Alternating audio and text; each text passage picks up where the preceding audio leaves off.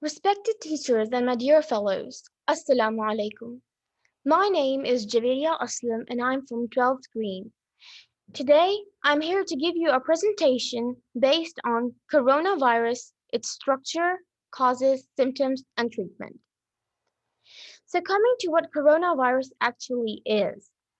Coronavirus is an infectious disease caused by the recently found virus known as SARS-CoV-2 or coronavirus. Before the outbreak originated in Wuhan, China on December 2019, there was no information about this virus. History of coronavirus. Reportedly, many human coronaviruses have their origin in bats. The human coronavirus NL63 shared a common ancestor with the bat coronavirus. The oldest common ancestor of coronavirus has been dated as far back as the 9th century BC. Knowing the classification of coronavirus belongs to the family called Coronaviridae, class Pisaniviricids, and phylum Pisuviricota, and the kingdom of Orthonaviridae. Coronaviruses constitute the subfamily Orthocoronavirinae in the family Coronaviridae, order Nidoviriales, and the realm Riboviria. Coronaviruses are a big family of different viruses. Some of them cause the common cold in people. Others infect animals, including bats, camels, and cattle. Here's what we know about the virus that was first detected in Wuhan, China in the late 2019 and has set off a global pandemic. Coming towards the structure of coronavirus. Coronavirus consists of a spike, nucleocapsid, membrane, envelope, and a single-stranded RNA. It also consists of membrane protein, spike protein, lipid membrane, and an envelope protein.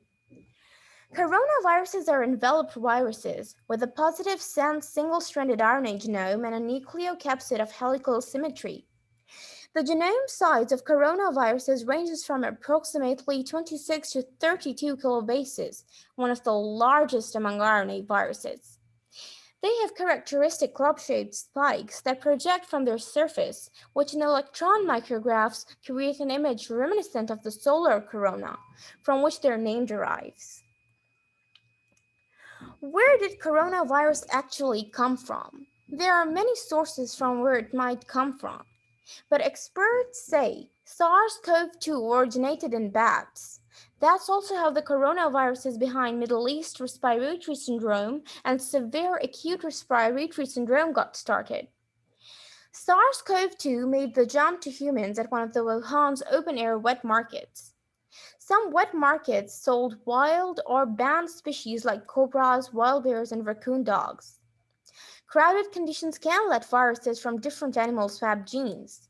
Still, the Wuhan market didn't sell bats at the time of the outbreak. That's why early suspicion also fell on pangolins, also called scaly anteaters, which are sold illegally in some markets in China.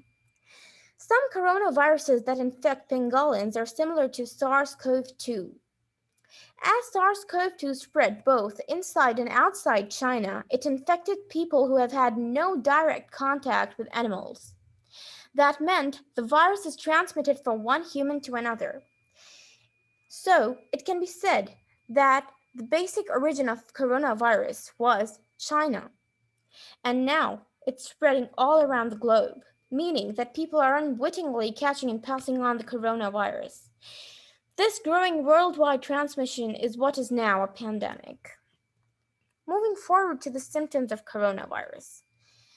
There are multiple symptoms of coronavirus, which may include high fever, headaches, tiredness, and dry coughs. All these are referred as symptoms of coronavirus.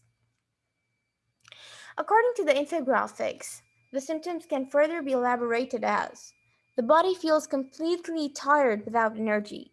The body temperature can exceed 37.3 degrees Celsius. Constant coughing without expelling any mucus. Breathing actually feels more difficult. So these all are the symptoms of coronavirus.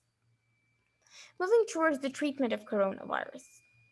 According to the World Health Organization, to date, There are no specific vaccines or medicines for COVID-19 yet.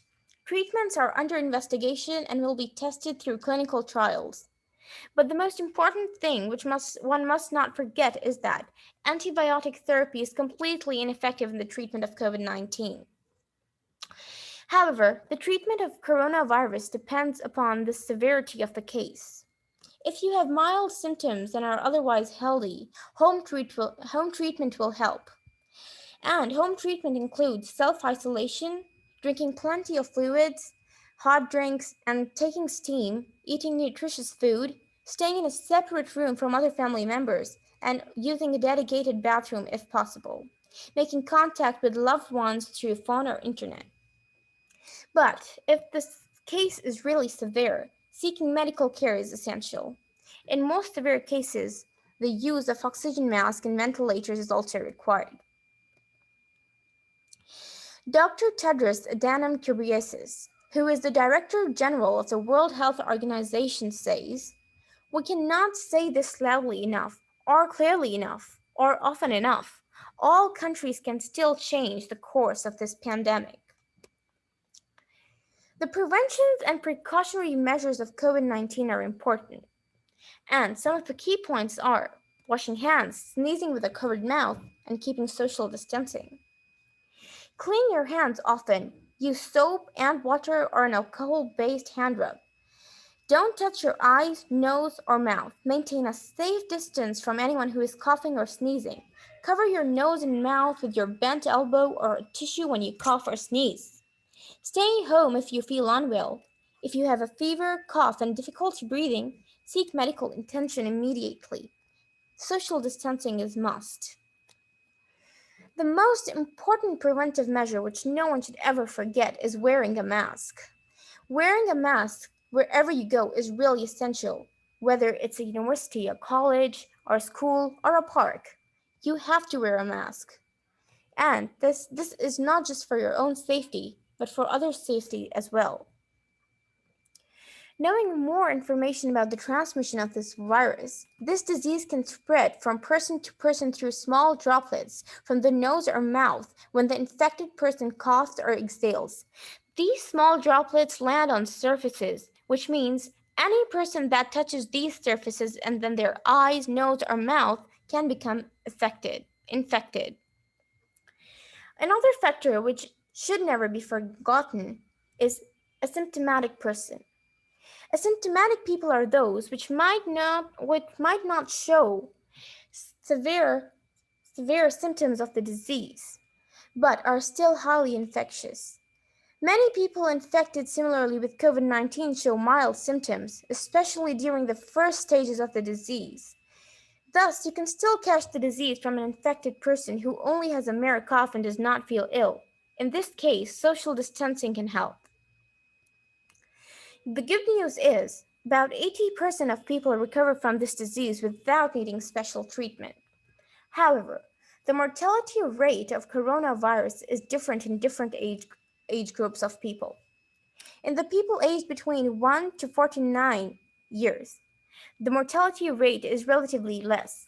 But in the people aged between 50 to 80 plus years, the mortality rate is, however, high. According to the numerical data recorded in March 2020, there were 3,000 plus cases reported in Spain, and 3.4% was the global death rate of this novel coronavirus. According to the March reports, 5 countries were recorded with the highest number of cases, which included China, Italy, Iran, South Korea, and Spain. China with the highest number of cases with a number of 80,000 plus, Italy second highest, Iran third highest, South Korea fourth highest, and Spain with the fifth highest number of coronavirus cases. The reported cases of COVID-19 in Europe as of March 2020 was 18,511. Reported cases of COVID-19 globally as of March 2020 were 118,387. According to the latest update of coronavirus, globally, The total cases have increased by a huge number of 65,338,571 cases, with a total death rate of over 1 million. New daily cases are in a number of 678,401 cases, with the new daily deaths of 12,000 plus. This pandemic, however, has impacted everyone worldwide. Our lives have changed much after the global pandemic. Lockdowns, closed businesses, and banned gatherings all are the result of the coronavirus pandemic. Our business world is experiencing dramatic changes. Travel, conferences, and trade shows have been canceled or postponed. People are stuck at home, working remotely and communicating via online messengers, video chats, telephones, and email. In the last few weeks, social distancing has forced companies to move everyday business activities online. Customer appointments, meetings, and presentations all are being shifted to digital channels. This pandemic has impacted everyone. Our world changed almost overnight. There is hardly a company that is not directly or indirectly affected by it. Some of the current changes offer long term challenges, but also opportunities for the future. But hope is that this pandemic will end soon, bringing our lives back to normal. Thank you.